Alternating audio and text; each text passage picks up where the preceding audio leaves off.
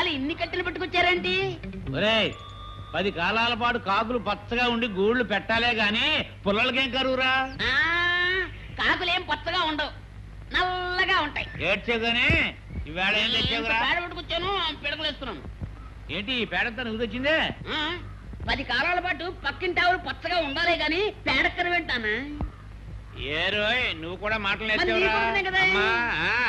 సరే గాని ఇదిగో ఆ పుల్లలు తగలబెట్టి వంట చేయి. ఏంటి మొత్తం అన్ని ఈవేళ తగలబెట్టావు? 4 రోజులు రావాలి. ఒబ్బడిగా వాడు ఒబ్బిడే.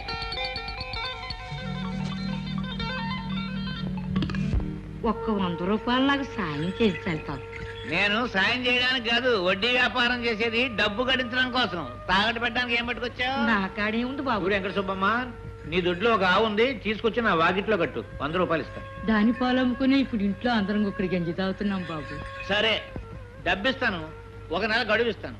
1 రోజు ఆలస్యమైందంటే నీ దొడ్లో ఆవు మా వాకిట్లో ఉంటుంది. సరేనా? సరే బాబు.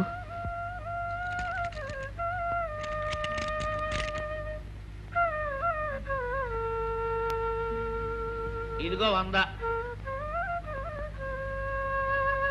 ఇదేంటి బాబు గారు, 80 కదండి. ఆ 20 వడ్డీ. అదేగా వ్యాపారం తల్లి. వెళ్ళు, వెళ్ళి నెలనాళ్ళ తర్వాత మళ్ళీ ఆవుతోరా. నాన్నారు ఇది అట్టు.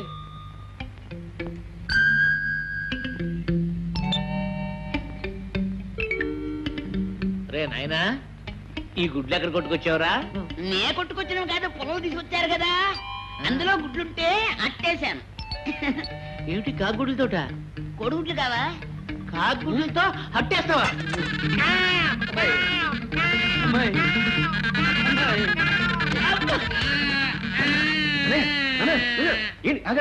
ఏంటన్నయ్య ఏం జరిగింది? కాకుగుడ్డు అట్టు తిన్నారు. అయితే ఇంకా కాకిగూళ్ళు పడగొట్టే అలవాటు మానలేదన్నమాట. సరేలే, నువ్వెప్పుడు వచ్చావు? ఎప్పుడు వస్తే ఏంటి కానీ ఏమిటన్నయ్య అవస్థ? 4 కట్లు కొనుక్కుంటే పోయేది కదా. ఏమిటి 10 గూళ్ళు పడగొడితే మన అవసరం తీరిపోద్ది. దానికి 10 రూపాయలు ఇచ్చి పొరలు కొనమంటావా? డబ్బు సంపాదన విలువ నీకు తెలియదు. చేసిన పాపం అనుభవించక తప్పదు. లిమిట్ గా పిల్లల్ని కానీ పొదుపుగా బతకండి. పదండి. ఎవరా? నేనే. నాకు పెళ్ళయింది. ఎలా జరిగింది? నేనే జయించానయ్యా ఇక్కడ ముహూర్తానికే. నీ పెద్ద కొడుకు పెళ్లి అవ్వకుండా రెండో కొడుకు పెళ్లి అవ్వడం నీకే అవమానమని ఇలా కానీ ఖర్చు లేకుండా జయించాను. ఆశీర్వదించు. ఏమిటి నాకు తెలియకుండా జరిగిన పెళ్లికి నేను ఆశీర్వదించడమా? పైగా నువ్వు చేయడమా? కట్టం లేని పెళ్లికి కార్యం ఎలా జరుగుతుంది?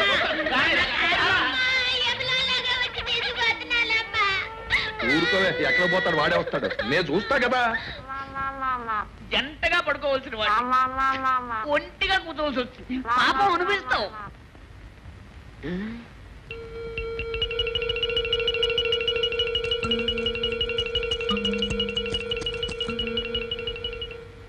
నాన్నా, నాన్నా, నాన్నారు.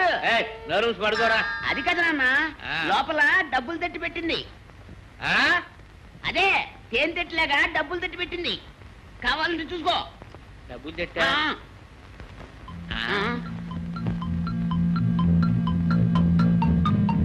డబ్బులు తెచ్చి పెట్టడమా? అదో అదో. నువ్వు పడద్దు, నేను వచ్చి పడుచుకుంటాను. నువ్వు పడవద్దు. వద్దు, నువ్వు వద్దు.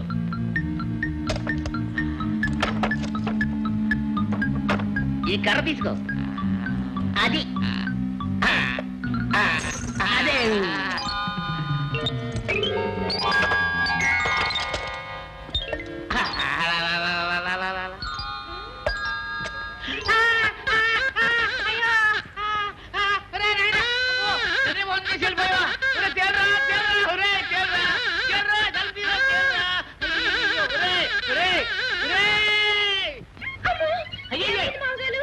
ఎవరైనా సబ్బుతో బట్టలు చూసారా? మా ఇంట్లో ఒంటికే రాసుకోము.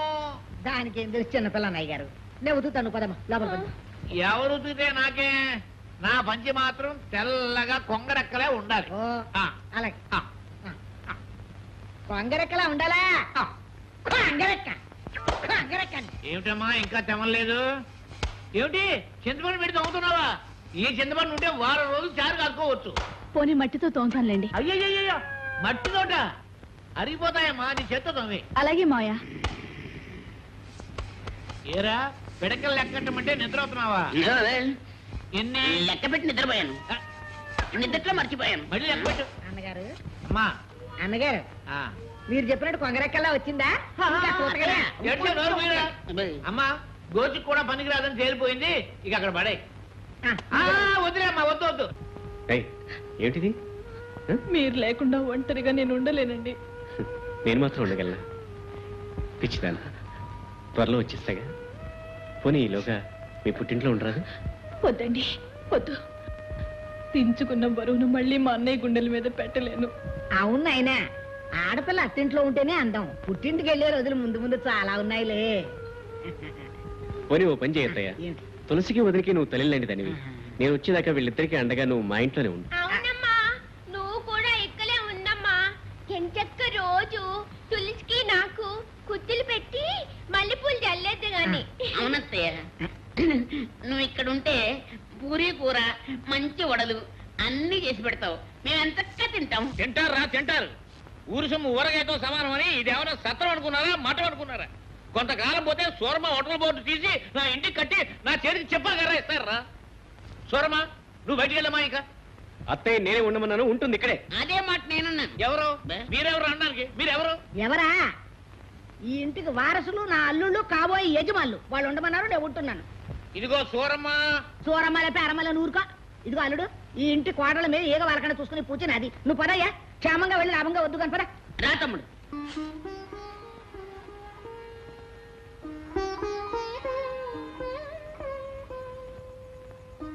అమ్మా తులసి. ఏం పెద్దమ్మా? ఇదిగో నిమ్మకాయ పులిహార చేశాను నీకోసం అని. నిమ్మకాయ పులిహోరా? అబ్బా, నాకు వారం రోజుల నుంచి పులిహోర తినాలనుంది, కానీ అడగలేక ఊరుకున్నాను పెద్దమ్మా. నువ్వెలా తెలుసుకున్నావు? నేను కన్న తల్లినేనమ్మా. ఆ మాత్రం కడుపుతో ఉన్న వాళ్ళ కోరికలు తెలుసుకోలేనా? తినమ్మా. అదే ఇదేమో హల్వాలు పులిహారాలు చేసుకుంటానికి ఇదేమో అమ్మగారిళ్ళు కాదు, అత్తవారిళ్ళు. ఆశలు కాస్త అదుపులో పెట్టుకోవాలి. అయ్యో అయ్యో, కడుపుతో ఉన్న పిల్ల నోటి ముందు కూడి తీసేసాడు. వీడి చేతులు పడిపోను. నీలోనే పడిపోద్ది ముందు. అయ్యయ్యో, ఎంత పసుపు, ఎంత మిరపకాయలు, ఎన్ని మిరపకాయలు, మొత్తం శనగపప్పే. దీని సొమ్ము ఏం పోయింది? ఇది ఒకటేంటి, ఇంకా బాగా చేసి ఉంటుంది మొత్తం తినడానికి. ఏమిటి ఎలా వచ్చారు? ఏమిటిది? చూడగలన్నయ్యా. ఇంటికి తీసుకెళ్లి శ్రీమంతం చేయాలనుకుంటున్నా. ఆహా, మీకు మర్యాదలు తెలిసే సూడిదలా? మూడు చీర తమిడి సరివిడినా, ఇంతకంటే తేవడానికి అది ఎక్కడ ఉందలే మీకు. బాబాయ్, అంత గతి లేని వాడుగా మాట్లాడకండి. ఏ రాష్ట్రం పొడుచుకొస్తుంది. చింత తెచ్చినా పులుపు తావలేదనేది ఇదే. లేనోళ్ళు లేనట్టుగా పడుండగా ఈ బ్యాషిజాలు ఎందుకు? అన్నయ్య, శ్రీమంతానికి కావాల్సింది సిరి సంపదలు కావు, కడుపులో పడ్డ పసిగుడ్డు చిరంజీవి కావాలని చేసుకునే వేడుక. ఆ డబ్బు లేని వేడుకలు నేను చేస్తాను సారా. సరేలే, తెచ్చారుగా, ఇక వెళ్ళండి. ఎక్కడికే వెళ్ళేది? ఇందాక నుంచి చూస్తున్నాను. సూడులు తెచ్చిన ఆడాలు నిలబెట్టి మర్యాద అక్కడ మాట్లాడతావా? సూరమ్మ, నేను మాట్లాడేది సూడుదలు వద్దని కాదు, తులసిని శ్రీమంతానికి పంపనండి. ఎందుకు పంపని? శ్రీమంతం పేరుతో తీసుకెళ్లి వస్తువులన్నీ ఒలిచి వాళ్ళ అవసరాలు తీర్చుకుని భోజపడితో తిరిగి పంపుతారు. అన్నయ్య అన్నా పిన్నయ్య అన్నా జరిగేది అంతే.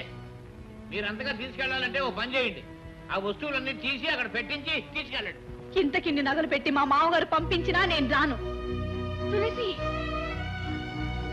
అవునమ్మా, మావయ్య గారు చెప్పింది నిజం, ముమ్మాటికి నిజం. తులసి, అవును, ఇక్కడ లేని ఆస్తి ఆప్యాయత అక్కడ ఏ ఉన్నాయని నేను రాను. మీరు తీసుకొచ్చిన చీర సారే కూడా తీసుకువెళ్ళిపోండి. శుక్రవారం పూట తెచ్చి నువ్వు తిరిగి నేను ఇవ్వను. అయ్యయ్యో, ఈ అట్టుపోయి ఏ కొట్లో అమ్ముకు తస్తాడు.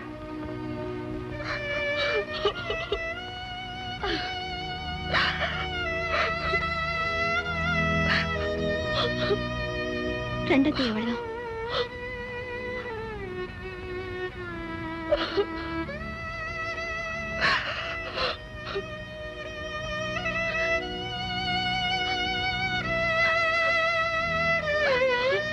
అంత మాట అన్నాడా? వాడి నీచ బుద్ధులు మనకు ఆపాదిస్తాడా? నేను ఇప్పుడే స్వయంగా వెళ్ళి వాడికి బుద్ధి చెప్పి చెల్లెలు తీసుకొస్తాను. వద్దండి, ఇప్పుడు మీరు అక్కడికి వెళ్తే తీసుకురాగలిగింది తులసిని కాదు, ఇంతకింత అవమానాన్ని. నన్ను అవమానించడానికి వాడికి ఎన్ని గుండెలు? ఇంకా అతనికి వేరే గుండె కావాలా మీ గుండెని పగలగొట్టడానికి? మీ చెల్లెలే తన మావయ్యని వెనకేసుకొచ్చి మమ్మల్ని తోడునాడితే? ఏమిటి, తులసి మిమ్మల్ని తోలనాడిందా? అది సహజం బాబు. మెట్టినింటికంటే ఏ ఆడది పుట్టింటిని గొప్పగా చూసుకోదు. ఆడపిల్లనిచ్చుకున్న చోట ఇలాంటివి సహజం. పేదవాళ్ళ ప్రేమ కన్నీటి వరకు ఆగిపోవాలండి.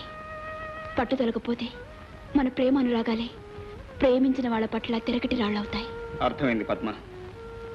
ఇన్ని అవమానాలకు కారణం మన పేదరికమేనని, ఆస్తి అంతస్తు లేని వాళ్ళ మమత మానవత్వాలు పిచ్చి వాళ్ళ ప్రేలాపనే అవుతాయని పూర్తిగా అర్థమైంది.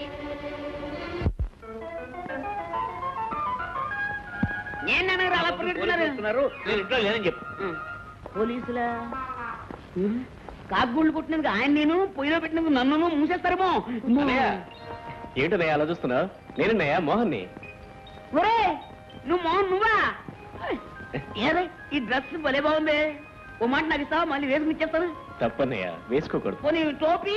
అబ్బో అబ్బో అబ్బో నా తండ్రి దొరబాబులో ఉన్నావయ్యా. ఎంతమంది పాపిష్టి కళ్ళు పడ్డాయో. ఉండు ఇప్పుడే వస్తాను. ఏమవుతున్నా, బాగున్నావా? బాగున్నాను. దానికే గుమ్మటంలా ఉంది. ఏంటమ్మా సిగ్గుపడి ఇక్కడే నిలబడ్డావా? పో, నీ కోసం ఎదురు చూసి చూసి ఇంతంత కళ్ళు ఇంటింటి కళ్ళు అయిపోయినాయి. నువ్వు ఎవరో పోలీసులు అనుకునే పరిగెత్తాను. తప్పు చేయని వాళ్ళకి భయం ఎందుకో? అబ్బాయి కత్తల ముందుకు రావయ్యా. దిష్టి తీయడానికి ఎన్ని మిరపకాయలు ఎందుకమ్మా? నోట్లో వేసుకుంటే మండవలసిన మిరపకాయలు మార్కెట్లోనే మండిపోతున్నాయి. అయ్యో బిడ్డ మీ బిడ్డ. అబ్బాయి బిడ్డ లేదు, లడ్డు లేదు. అయ్యి ఇదిగో, ఇది తీసినా ఒకటే, ఒకటి తీసినా ఒకటే. ఇదిగో నీ ఒకటి పెట్టి తీసినా. అవునవును. ఇరుగు దిష్టి, పొరుగు దిష్టి, ఊరు దిష్టి, మీ నాన్న పిసినారు దిష్టి.